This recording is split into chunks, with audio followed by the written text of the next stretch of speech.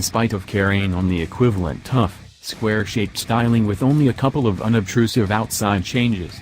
The Mercedes-Benz G-Class has experienced significant updates both under the skin and inside the vehicle. It includes another, advanced rack and pinion guiding framework, refreshed suspension and a 9-speed transmission instead of the old 7-adapt unit. It's likewise more extensive and lighter than the G-Wagen it replaces, enhancing solace without impeding it with more heat. The G550 we drove is controlled by a turbocharged 4.0-liter V8 giving 416 pole and 450 pound-feet of torque. It's as yet a restrictive vehicle, as well, with a sticker price beginning at about $125,000. Alternatives incorporate $1,400 for versatile suspension, $850 for a widescreen instrument bunch and $12,200 for the executive bundle. The last includes Nappa calfskin upholstery, and new materials on the main event, floor mats, and that's just the beginning. Still an able rough-terrain driver, the new G-Class charges better where it is really going to be utilized, on for the most part cleared, open streets. Supervisor-in-Chief Greg Migliore, the G-Class is one of the definitive mixes of status and ability. It's the crossing point of the S-Class and Jeep Wrangler. Since it's the most loved of Hollywood and expert competitors, it's anything but difficult to overlook the G-Class as an advanced rough-terrain military vehicle. You surrender nothing with the 4.0-liter V8, 416 horsepower is bounty. The 563 horses in the G63 are basically for the identification on the bumper and to flaunt at valet. You needn't bother with it, however. Once more, this is the apex of extravagance SUVs, so you may need the best-end motor, on the grounds that I cherish the 3-box plan, the peering headlights and battle-ready wrinkles and cuts in the metal.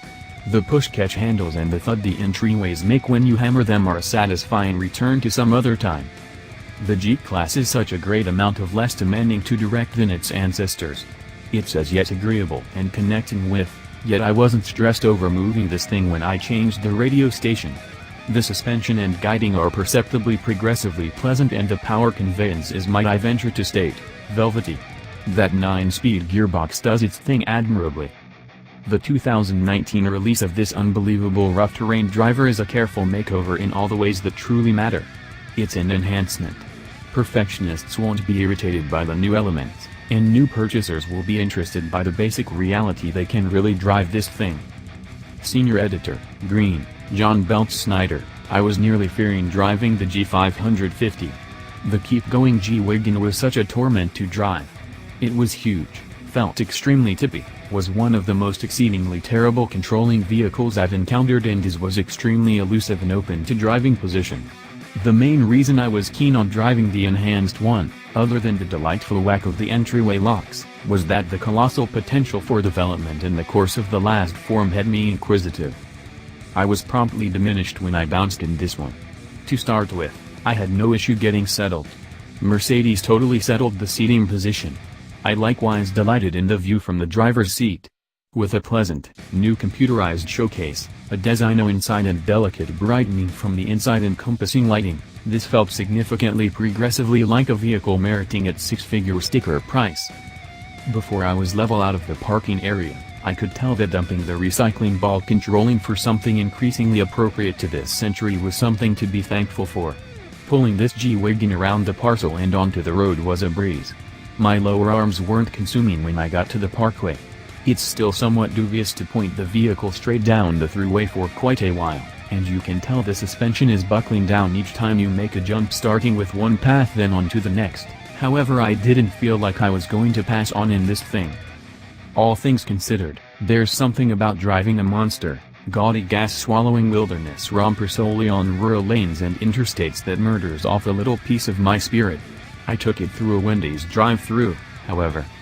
I haven't solicited Joel what he thought from this new G-Class yet I'm interested to peruse his musings, which will seem further down on this very page. He was maybe much more basic than me of the active model, and I perceived how rapaciously he took a gander at the keys of the Genesis G70 in my grasp the night he was taking the Mercedes home. Associate Editor Joel Stockstale, I was no fan of the old G-Wagen, and I made that quite clear in our last spin in the old G63. It left such a bad impression on me that I was seriously skeptical that the new model could possibly improve enough for me to find it acceptable. And yet, that's exactly what Mercedes did. The all-new G-Wagen delivers on everything that people loved about the big, brutish brick, while fixing everything that made it awful. You can actually wind it through corners without the constant fear of flipping over, and the steering is tighter and reasonably accurate. The ride quality is vastly improved, and the cabin is finally up to the quality of modern Mercedes products. More importantly, the interior is spacious and it's easy to find a comfortable driving position. But purists have no fear, the best parts of a G-Wagen are still here. The doors are still weighty and demand a good shove to get them to close. The door locks are some of the loudest things on earth, sliding into place with a noise like a cell door closing. Seriously, these startled me as I was pulling out of the parking lot at work. Only hardcore G-Wagen fans will be able to spot that this is the new model, and it still comes standard with 3 differential locks. It's nice that Mercedes managed to bring this Hulk into the 21st century without losing its 20th century charms.